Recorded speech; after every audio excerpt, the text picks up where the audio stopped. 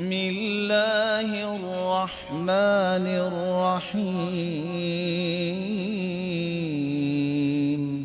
رسول اکرم صلی اللہ علیہ وسلم کے صحابہ کا معمول تھا کہ وہ ہر جمعے اپنے ناخن کاٹ لیتے، اپنے بالوں کو بہتر بنا لیتے، لیکن آج یہ رویہ ختم ہو گیا اور میری سمجھ سے باہر ہے۔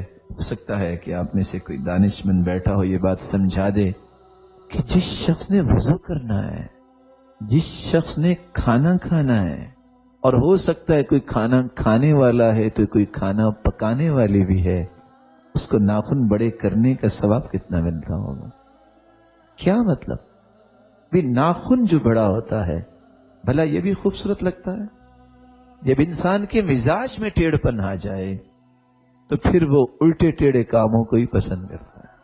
رسول اکرم صلی اللہ علیہ وسلم نے تو جمعے کے دن علمی حلقات لگانے سے منع کر دیا کہ یہ وہ دن ہے جس میں انفرادی کاموں کو بہتر بنانا چاہیے۔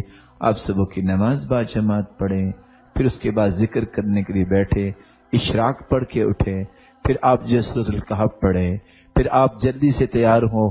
پہلی گھڑی میں جائیں گے تو اونٹ ذبح کرنے کا ثواب، دوسری میں جائیں گے تو گائے ذبح کرنے کا ثواب، تیسری میں جائیں گے تو مینڈا ذبح کرنے کا ثواب، پھر مرغی ذبح کرنے کا ثواب، اللہ کی راہ میں انڈا دینے کا ثواب۔ تو پھر آپ جا کے مسجد میں بیٹھتے ہیں اور بیٹھنے سے پہلے 2، 4، 6، 8، 10 رکعتیں پڑھتے ہیں۔